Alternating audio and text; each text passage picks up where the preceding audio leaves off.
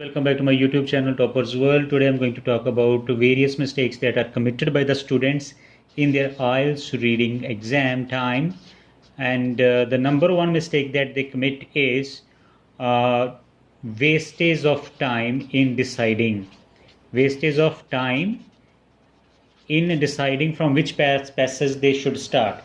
So when they get their booklet of reading, and they first see the first passage, they read the titles, and they try to scan the passage, see the questions, and then they feel that oh, this is something that they are not familiar with, and they then move to next paragraph, next passage. Again, they waste 2-3 minutes on reading the type of questions over there, then they move to third passage. So when they're not able to decide properly from which passage they should start, nearly they waste 5-6 time in the beginning, and this is the very common mistake committed by most of the students. So it could be very detrimental to you if you waste your precious time. Time is banned here. I just can say that time means, or we often say that time is money, but I say here time is banned.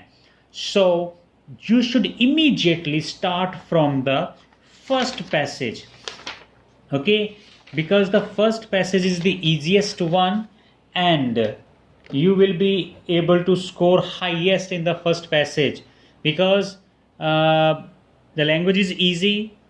Mostly in the first passage we are having blanks and followed by true, false, or yes, no, not given. So these blanks are very easy to do. As you can himself see, the blanks are there, 8 blanks followed by 13, 9 to 13, and true, false, not given. Usually this pattern is coming in these days. So in order to save your time, you directly focus on the first passage. Second mistake the students commit is they start from third passage. Many students start their reading from third passage, believing that third passage is difficult and they are fresh, they can handle third passage better in the beginning. But this is a disastrous mistake. Reason being that third passage is quite difficult, and that passage takes your most of the energy. You get mentally, physically tired when you move to second and first passage.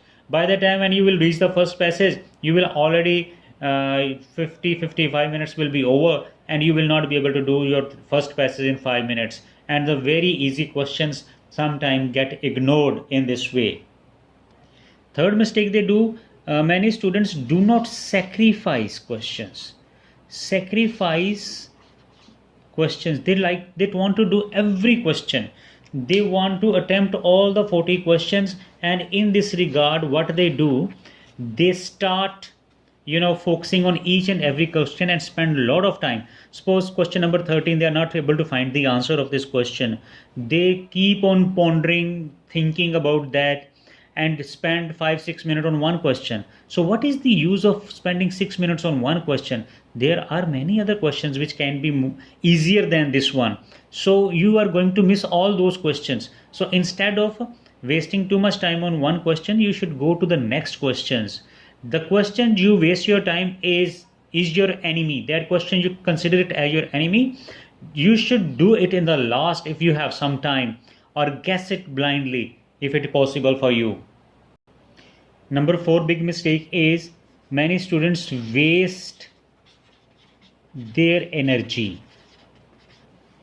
before exam, before the start of the exam.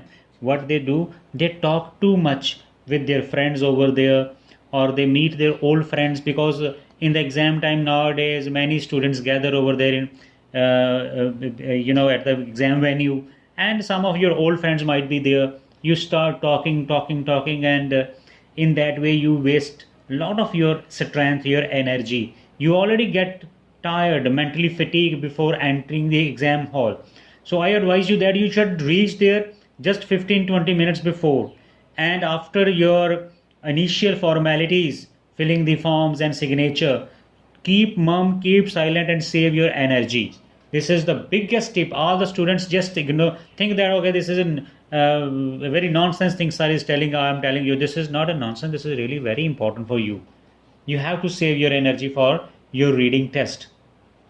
Many students also do lot of reading tests, lot of reading tests they do 1 or 2 days before the exam, 1 to 2 days before the exam, and they think that this will help them in practicing and they will get more score. My dear friends, this is not going to work for you. 1 to 2 days before the exam, you should not do lot of reading tests. Only you should do one test is sufficient, just 2 days before, and 1 day before you just take a rest, take plenty of rest, enjoy watching some movies or entertain yourself so that your mind get relaxed and get ready for the tough task of next day. Every it is even scientists have said that before doing any difficult task one should take plenty rest so that mind get recharged. So what the students do, I have seen that many students do 2 3 reading tests just to 1 day before. This is just giving you mental stress. And suppose if you indulge in any difficult reading task and you get only 15 score, this will be a big negative on you. You will get disappointed, disheartened 1 day before the exam, and that effect will will be there on the exam day as well.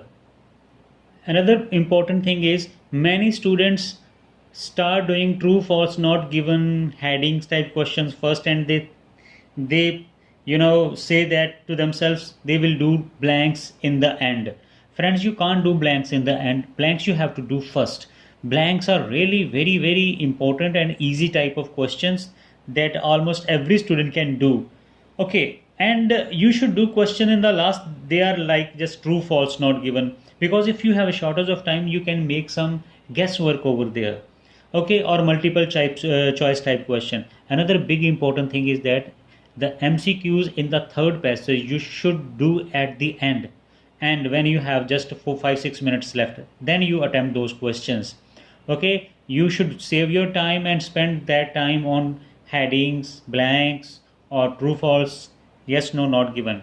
MCQs are very tough in the third passage, and mostly I always suggest to the students that they should ignore them and just they do it in the end. Whatever the answers you think could be the suitable over there, you can mark that. So these are the some mistakes that mostly students commit and which results in lower score. So I hope that you will not do such mistakes, and I pray to God that you should get your desired band score. Thank you for watching this video.